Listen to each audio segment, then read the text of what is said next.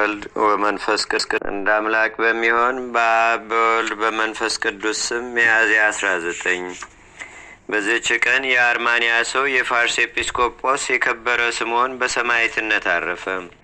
ከእርሱም ጋር 150 ሰማዕታት። ይህም ቅዱስ ትከሻ ነቃ የተባለ የሐርመዝ ልጅ በሳቦር ግዛት ውስጥ ይኖራል። ይህም ሳቦር ሌላውን ንጉሥ ድል በሚያደርግ ጊዜ አስሮ ትከሻውን ይመዘዋልና ትከሻ ነቃይ ተባለ። ይህም ከሃዲ ለጣዖት እንዲሰግዱ እያስገደደ ምዕመናንን በጽኑ ስቃይ ያሰቃያቸው።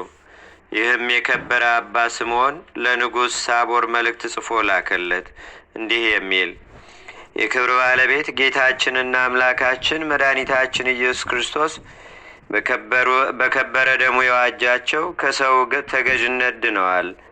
የክብር ባለቤት የክርስቶስ ተገዥ ናቸውና።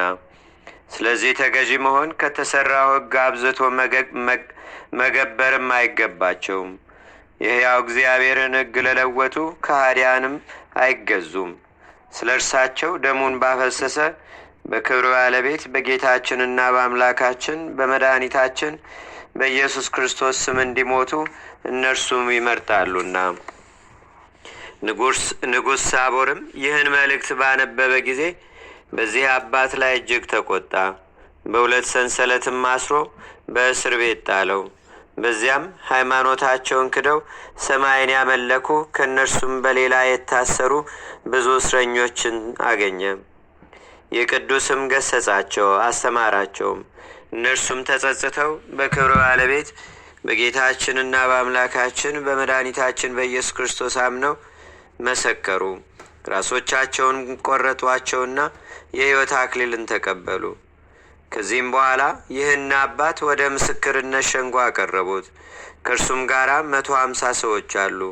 እነርሱም አንገታቸውን እስከ ቆረጧቸውና አክሊልንም እስከ ተቀበሉ ድረስ ያጽናናቸው ነበር። ከእርሳቸውም አንዱ ሰይፍን ከመፍራት የተነሳ ደንግጦ ሃይማኖቱን ሊክድ ወደደ። በዚያ ከቆሙት አንዱም አትደንግጥ፣ የሰይፍ በትር ዓይንህንም ከሸፈንክ ምንም አይደለም፣ ጽና፣ ከሰማዕታት ጋር ተቆጥረህ ከክብር ባለቤት ከጌታችንና ከአምላካችን ከመድኃኒታችን ከኢየሱስ ክርስቶስ ጋር ለዘላለም ነግሰህ ትኖራለህ ብሎ አጽናናው። እንዲሁም አደረገ።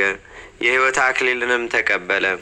ስሙ ባሴቅ የተባለ ያንን ያጽናናውን ሰው ከሰሱት።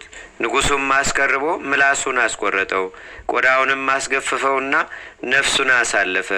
የድል አክሊልንም ተቀበለ። ከዚህ በኋላም የከበረ ስምዖንን